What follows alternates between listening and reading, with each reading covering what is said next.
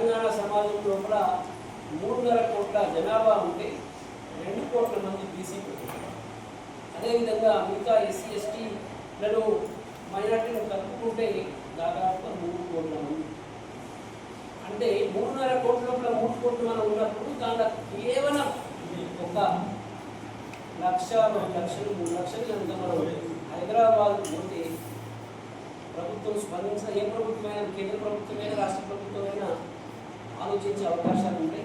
కాబట్టి మనందరం కూడా పార్టీల వైపుగా పోకుండా పార్టీల గురించి చర్చించకుండా ఇప్పుడు నేను పెట్టిన అంశం బీసీ జేఏసీ అదేవిధంగా బీసీ రిజర్వేషన్ పోరాట సాధన సమితి వైపుగా ఈ కార్యక్రమాలను ఎట్లా విజయవంతం చేద్దాం అనే దాని మీద ఒక్కొక్కరు తమ అభిప్రాయాన్ని తక్కువ టైం తీసుకున్న అభిప్రాయాన్ని విజయవంతం బాగుంటుంది. ఆ క్రమంలో కూడా మనందరం కూడా వచ్చిన అవకాశాన్ని మనం వినియోగించుకోవాలి. ఎందుకంటే ఉద్యోగాల్లో కూడా మనం ఎంత నష్టపోతున్నామో అదేవిధంగా రాజకీయంగా ఎంత నష్టపోతున్నామో అనేది ఎక్కడ వాడిగా మనకు సాంకేతికంగా టెక్నికల్గా మనకు అందుబాటులో ఉన్నది. కాబట్టి మిత్రులారా, మనం తలుచుకుంటే ఇలా ఈ సమాజంలో ఈ రాష్ట్ర ప్రభుత్వాలు కానీ కేంద్ర ప్రభుత్వాలు కానీ దేశంలో ఉన్న అన్ని రాష్ట్ర ప్రభుత్వాలు కానీ మనం ఓటేస్తేనే మన మెజారిటీ సమాజం ఓటేస్తేనే వాళ్ళు ఇక్కడ ప్రభుత్వాలు ఉన్నాయి. మనం తలుచుకుంటే ఇన్ని చేసే అవకాశాలు కూడా ఉన్నాయి. కాబట్టి మనం అడిగేది ఏదో రాజ్యాంగబద్ధంగా అడుగుతున్నాం. మనం ఏదో కావాలని ఒకరి బుక్కని మనం తీసుకుంటే గౌరవిస్తాం. మన బుక్క మనకు కావాలి. దాని గురించే మనం ఈ రోజు ఇక్కడ ఈ సమావేశం నిర్వహించడం జరుగుతుంది. అదేవిధంగా రాబోయే 18వ తారీఖు గురించి అదేవిధంగా 24వ తారీఖు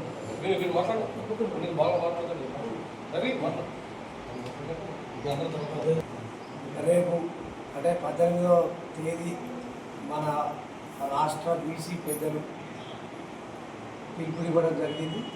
వాళ్ళు దానికి సంబంధించి ఇక్కడికి వచ్చిన మా బీసీ సోదరులకు బీసీ సంక్షేమ సంఘం పక్షాన అందరికీ నమస్కారం తెలియజేయడం జరుగుతుంది. వాస్తవంగా బీసీల పోరాటం ఇప్పటిది కాదు. స్వతంత్రం వచ్చిన కాడి నుంచి మొదటి నుంచి మన అప్పటి నుంచి ఇప్పటిదాకా 1947 నుంచి ఇలా 2025 దాకా అదే కొట్లాట చేస్తాను. ఈ రిజర్వేషన్ల విషయాలకు సంబంధించి అంబేద్కర్ గారు రాజ్యాంగంలో అప్పుడున్న బ్రిటిష్ ప్రభుత్వం ఒక ఎస్సీ ఎస్టీల లెక్కలే చేసింది. ఆ లెక్కల ఆధారంతోనే అంబేద్కర్ రాజ్యాంగంలో ఎస్సీ ఎస్టీలకు రిజర్వేషన్ కల్పించాడు. వాళ్ళకు ఒక హక్కు పుట్టింది. మనకు కూడా ఏమన్నాడు అని అంటే అదే రాజ్యాంగంలో వెనుకబడిన తరగతుల వాళ్ళకు కూడా రిజర్వేషన్లు ఇవ్వచ్చు అని కూడా ఒక ఆర్టికల్లో ఆయన పొందుపరిచాడు. దాన్ని పట్టుకుని మనకు తమిళనాడు రాష్ట్రంలో పెరియార్ రామస్వామి కావచ్చు, జయలలిత కావచ్చు, వాళ్ళు సుదీర్ఘంగా కొట్లాడి బీసీలకు అక్కడ 69% రిజర్వేషన్లు వచ్చే వరకు కొట్లాడి అప్పుడున్న నెహ్రూ ప్రభుత్వాన్ని కావచ్చు, తర్వాత ఇందిరాగాంధీ హయాంలో కూడా జయలలిత గారు పోయి కొట్లాడి మాకు అక్కడ బీసీలు అక్కడ మా రాష్ట్రంలో 80% బీసీలు ఉన్నారు, మాకు 69% రిజర్వేషన్లు ఇవ్వాల్సిందే అని కొట్లాడి అందరిని మెప్పించి లోక్సభ రాజ్యసభలో అది బిల్లు ఆమోదింపజేసుకుని 9వ షెడ్యూల్లో చేర్పించుకుని అక్కడ 69% అక్కడ ఉన్న నేపథ్యం ఉన్నది. అయితే ఇదే విధంగా కొన్ని రాష్ట్రాలు కూడా వేనాయి, జార్ఖండ్ వేనాయి, మహారాష్ట్ర వేనాయి. అదేవిధంగా ఆంధ్రప్రదేశ్ రాష్ట్రంలో కూడా కాసు బ్రహ్మానంద రెడ్డి హయాంలో ఒక కమిటీ వేసారు. అప్పుడు 27% రిజర్వేషన్ల ఒక జీవో తీసుకొచ్చారు. ఆ జీవోను కూడా అప్పుడున్న హైకోర్టు కొట్టేసింది.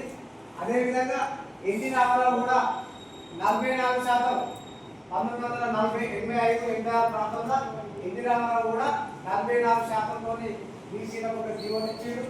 అది కూడా హైకోర్టు కొట్టేసింది. ఇప్పుడు అదేవిధంగా మహారాష్ట్రలో కూడా గత ప్రభుత్వం ఇప్పుడు 6 సంవత్సరాలు అక్కడ స్థానిక ఎన్నికలు అయితే వాళ్ళు కూడా 27% రిజర్వేషన్లతో ఒక బీసీల బిల్లు తీసుకొచ్చారు. అక్కడ కూడా ఇదే విధంగా అక్కడ కొట్టేస్తే వాళ్ళు కూడా ఎన్నికలు ఇప్పుడు అక్కడ సుద్ధా జరుగుతలేవు. ఇప్పుడు ఇదే ఇక్కడ కూడా మన దగ్గర కూడా ఒక జీవో తీసుకొచ్చారు. తగినట్టుగా ఇవాళ మన హుస్నాబాద్ నుంచి కూడా మన అందరం కూడా సహకారం అందించాలనేటువంటి ఉద్దేశంతో హైదరాబాద్ కేంద్రంగా మన బలహీన వర్గాలకు సంబంధించినటువంటి బీసీ అగ్రనాయకులు మరి వాళ్ళు అక్కడి నుంచి పిలుపునివ్వడం, దానికి మనకు ఇప్పుడు 18వ తారీఖు శనివారం రోజున అందరం కూడా బంధుకు పిలుపునిచ్చినటువంటి నేపథ్యంలో మూకుమ్మడిగా మనందరం ఆ కార్యక్రమంలో పాల్గొని ఈ ప్రాంతం నుంచి కూడా మనం బీసీలు అందరం సంపూర్ణంగా అన్ని పార్టీల నుంచి కూడా మద్దతు చేయాల్సినటువంటి అవసరం ఏర్పడ్డది. ఇవాళ నిజంగా 75 సంవత్సరాల స్వతంత్ర భారతదేశంలో వెనుకబాటుకు గురవుతున్నటువంటి బలహీన వర్గాలు ఇప్పటి వరకు కూడా ఏ రంగంలో కూడా రాణించినటువంటి దాఖలాలు లేవు. ఆర్థికంగా వెనుకబడి ఉన్నాం, అదేవిధంగా రాజకీయంగా వెనుకబడి ఉన్నాం, వ్యాపార రంగంలో వెనుకబడి ఉన్నాం, మన పేరే వెనుకబడినటువంటి వర్గాలుగా పిలువబడతా ఉన్నాం. బలహీనులమైనటువంటి మనం బలంగా ఉన్నప్పటికీ వెనుకబాటు కులాలుగా తరగతులుగా విభజించబడి ఆనాడు ఈ బలహీన వర్గాల్లో చేర్చబడినటువంటి మన కులాలన్నీ కూడా కేవలం వృత్తిపైన అఖిల పక్షాల నాయకులు ఏ పార్టీ, నీ పార్టీ నా పార్టీ నీ కులాలు కాకుండా మనం ప్రతి ఒక్కరం 18 నాడు పిలుపు మేరకు దాన్ని ఖండించుకుంటూ దాన్ని వ్యతిరేకించుకుంటూ మనం దాన్ని ఉపయోగించుకొని చేయాలి. ఎందుకంటే ఇప్పుడు చాలా మనకు రాజ్యాంగం రాసిన అంబేద్కర్ గారి దాన్ని బట్టే రిజర్వేషన్ బట్టి మనం గెలవడం జరుగుతుంది. కానీ ఇవాళ మనకు బీసీలకు ఒక 42% కల్పించాలని ఏదైతే ఉద్దేశంతో మనం ముందుకెళ్ళాలి, వెనుకబడిపోతున్నాం మన బీసీల వాళ్ళం అనేది ఒక తాటికి వచ్చి మనం ఎక్కడ కానీ ఇప్పుడు వచ్చే ఎలక్షన్లు ఉంటే ముందు ఎలక్షన్లు ఉంటాయి, కానీ ఎక్కడ బీసీ బిడ్డ నిలబడితే అక్కడ గెలిపించుకోవడానికి ప్రయత్నం చేయండి. ఎప్పుడు కానీ మనము పెద్దోళ్ళకి చెయ్యడం కాదు, పెద్దోళ్ళని ముందుంచడం కాదు. మన బీసీ బిడ్డ ఏ సంఘం నుండి అయినా ఏ కుల బిడ్డ అయినా నిలబడ్డు అంటే మనము అందరం సపోర్ట్ చేసి ఆయన గెలిపించుకుంటే మనం అప్పుడు ముందుకెళ్తాం. మనం మాట్లాడుకున్నంత మాత్రాన మనం ముందుకెళ్ళాం. ఇవే మాటలు మనం ఇక్కడ వరకు పరిమితం అవుతాం. మనం ఎప్పుడైతే ఏ ఎలక్షన్లు ఉన్నా కూడా మన బీసీ బిడ్డలు ఉంటే మనకు ఆర్థికంగా మనకు వెనుకబడి ఉంటారు, మనకు తోపాడు ఉంటారు అని మనం ముచ్చట వింటారు, పోతే కూర్చోమంటారు. అదే పెద్ద ఇంటికాడ ఉంటే ముందు ఆఫీస్లో కూర్చోవాలి, మాట్లాడచ్చే. అట్లాంటి కాకుండా ఎవరైతే మన ఏ పార్టీని నిలబడ్డా బీసీ బిడ్డను గెలిపించడానికి ప్రయత్నించండి. ఏది కానీ బీసీ బిడ్డను ఉండగానే ఓడగొట్టే ప్రయత్నం మనం మానుకోవాలి. మనలో ఉన్న కొన్ని ఇట్లాంటివి ఉన్నాయి, నేను చెప్తున్నా, మీకు తెలుసు ఎవరెవరు అట్లా మనస్తత్వాలు ఉన్నాయో కొన్ని తెలుసు. బీసీ బిడ్డను ఓడగొట్టాలి, ఆయన గెలిపించాలనేది స్వతంత్రం. కానీ ఇవాళ వచ్చిన రిజర్వేషన్ బట్టి మనం బీసీలో అందరం ఒకటే. మనం ఏది కానీ మనకు వచ్చిన రిజర్వేషన్ ప్రకారం మనం గెలవాలి, మనం కొట్లాడాలి. దీనికి పిలుపు మద్దతుగా నా వంతుకు సహకరించుకుంటూ మా ముందు తరఫున నేను కూడా మా అందరికీ పిలుపునిస్తాం, మేము మద్దతు ఇస్తాం. 18వ తారీఖు రాజధానిలో నిర్వహించబడేటువంటి ఒక బీసీ ఐక్యమత్యంకి సంఘటితం చేసి సపోర్ట్గా ఇక్కడికి వచ్చినటువంటి అందరికీ పేరు పేరున ధన్యవాదాలు తెలియజేస్తున్నాను. మీరు ఒక చిన్న పిలుపుతో ఇక్కడ రావడమే ఇది మొదటి విజయంగా నేను భావిస్తున్నాను.